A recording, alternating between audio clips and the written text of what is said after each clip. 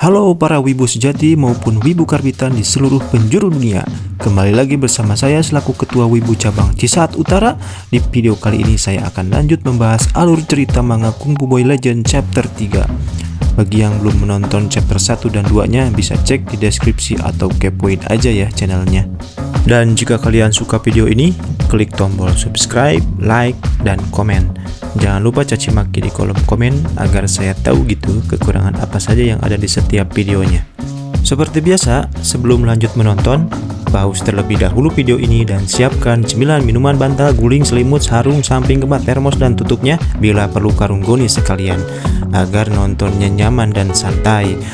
Oke, langsung saja tanpa banyak basa-basi lagi. Ini dia Kung Fu Boy Legend chapter 3.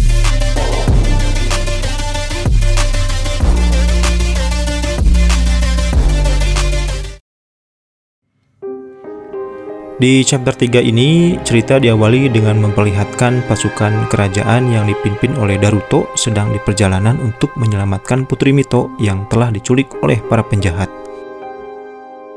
Sama seperti Chinmi dan Gunte, tim penyelamat yang dipimpin Daruto juga diberi petunjuk oleh Bapak Pembajak Sawah untuk memilih jalur kanan menuju kota para bandit yaitu Maolong.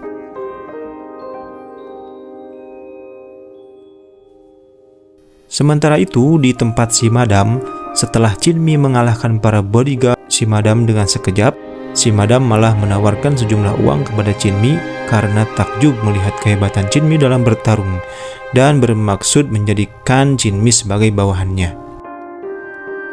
Tapi Chinmi menolaknya mentah-mentah karena tujuan mereka ke tempat ini tidak lain dan tidak bukan hanyalah untuk menyelamatkan Putri Mito. Mendengar penolakan dari Chinmi, si Madam merasa kecewa dan tidak lama kemudian para gerombolan penjahat berdatangan dari segala penjuru kota dengan membawa senjata tajam maupun tidak tajam seperti bedog, arit, palu, gergaji, gantar, gear suprapit, baskom, panci, dan sebagainya. Layaknya anak STM yang akan melakukan tawuran. Tapi Chinmi dan Gunte tidak merasa gentar sedikit pun karena mereka sudah terlatih untuk menghadapi situasi seperti ini. Sementara itu, Putri Mito masih berada di dalam rumah si Madam dengan keadaan diborogol tali sambil memikirkan keadaan Chinmi dan Gunte yang sedang dikepung di luar. Ketika Chinmi dan Gunte sedang memasang kuda-kuda untuk bersiap-siap melakukan baku hantam dengan para penjahat, tiba-tiba datang tim penyelamat kerajaan yang dipimpin oleh Daruto. Pucuk dicinta ulam pun tiba. Chinmi dan Gunte merasa sedikit lega karena bantuan datang di saat yang tepat. Tetapi yang anehnya, bawahan si Daruto malah mencurigai Chinmi dan Gunte lah ya sebagai penjahatnya. Karena melihat selendang Putri Mito yang dipegang oleh si Goku, hadiu ayah wae. Dan Daruto memerintahkan anak buahnya untuk melaporkan kejadian ini ke Komandan Pegu bahwa mereka sudah menemukan para pelaku penculikan Putri Mito. Mendengar percakapan antara Daruto dan anak buahnya, Chinmi membantah bahwa bukan merekalah yang menculik dan menjual Putri Mito. Tapi Daruto tidak percaya dan semakin yakin karena ada barang bukti berupa segepok uang di tangan Chinmi yang merupakan hasil penjualan Putri Mito. Dengan wajah bingung, Chinmi berusaha menjelaskan. Tapi Daruto meminta untuk segera menyerahkan Putri Mito dan siap-siap mengeluarkan pedang Enma miliknya. Zoro kali ah. Tapi tiba-tiba para penjahat menyela percakapan mereka dan mengultimatum bahwa jangan macam-macam di kota Maolong karena ini sarangnya para bandit-bandit yang kejam dan sadis. Dengan sekejap, Daruto memperlihatkan skill berpedangnya layaknya Lancelot mengeluarkan skill 2 dengan menebas celana dua penjahat sampai melorot dan hanya tersisa collar boxer merek GT Man. Semua orang yang melihat skill Daruto memainkan pedang sampai pelangap-pelongo layaknya Hokage ke-7 di negeri Konoha. Dengan aura penuh ancaman, Daruto memastikan akan lebih dari sekedar menebas celana jika ada yang berani bergerak. Melihat situasi di luar rumah semakin tidak kondusif, si Madam berinisiatif untuk menyuruh kedua penjahat yang menculik Putri Mito agar membawa Putri Mito ke tempat Mang Simon selaku ketua RT Kota Maulong melalui jalan belakang.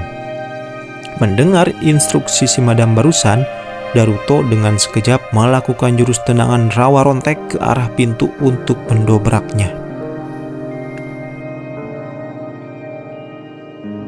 Tetapi Putri Mito sudah tidak ada di ruangan karena dibawa ke tempat Mang Simon melalui pintu belakang. Lalu Daruto dan anak buahnya mencoba mengejar karena Putri Mito masih dalam jarak pandangan mereka. Dikarenakan jalan-jalan gang Kota Maulong begitu banyak dan rumit, mereka kehilangan jejak Putri Mito.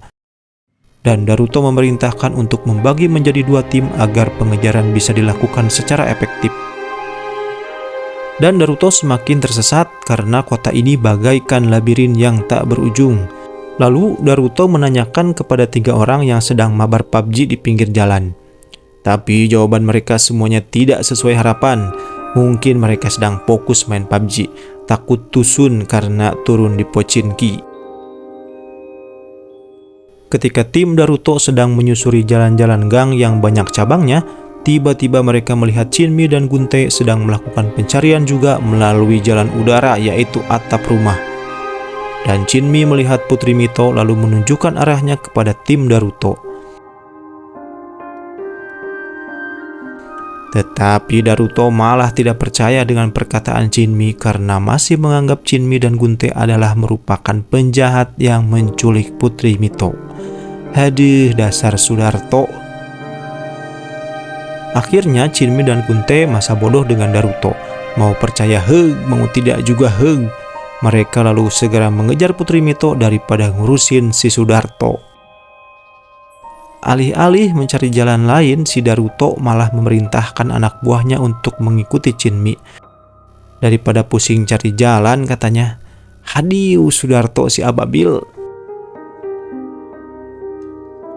Lalu 2 penjahat yang membawa Putri Mito merasa capek dan lelah karena sepanjang perjalanan memanggul Putri Mito yang tidak ada cicing, usak-usik wae.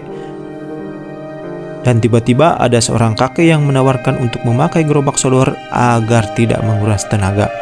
Tanpa berpikir panjang, mereka memakainya dan bius, mereka melaju dengan kencang ke tempat Mang Simon.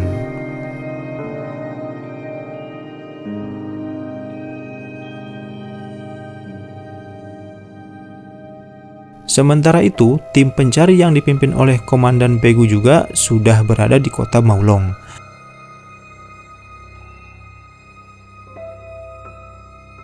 Dan tanpa disengaja mereka malah berpapasan dengan Putri Mito yang sedang dibawa di atas gerobak sodor oleh 2 orang penjahat.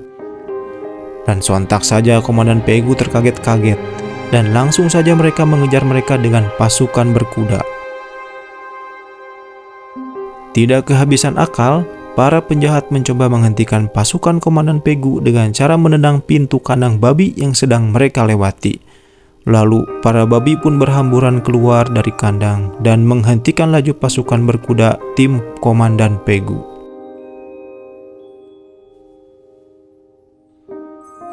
Akhirnya, para penjahat yang membawa Putri Mito lolos dari kejaran pasukan Komandan Pegu. Dan sudah hampir sampai di Istana Simon, si ketua para bandit Kota Maulong, yang tempatnya berada di atas bukit tinggi. Akankah Chinmi dan para pengawal kerajaan bisa menyelamatkan Putri Mito? Bersambung.